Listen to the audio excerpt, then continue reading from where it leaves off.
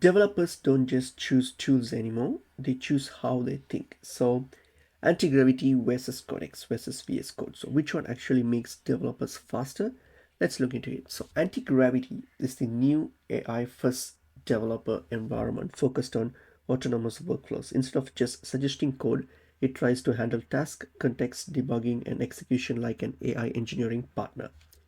The Codex here is OpenAI's code generation system, the brain behind many AI coding experience. It's built for turning natural language into working code and helps to developers move from the idea to implementation insanely fast.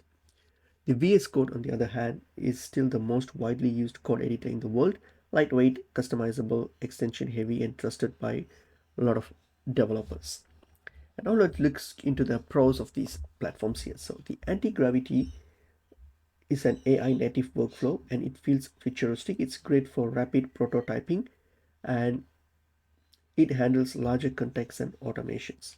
The codex actually is extremely powerful with code generation and it's great for learning and debugging, and it supports multiple languages and frameworks.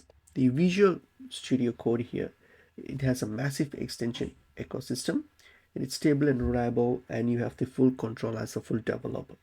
But on the downside here, the VS Code needs plugins for advanced AI workflows and can become bloated with extensions. The same with Codex here. It is okay, you have AI suggestions which can still hallucinate and it requires verification and cleanup. And anti-gravity here on the downside, it's still evolving and can feel too automated for some developers. So I would say for a beginner, if you're learning to code, VS Code might be the safest starting point for you.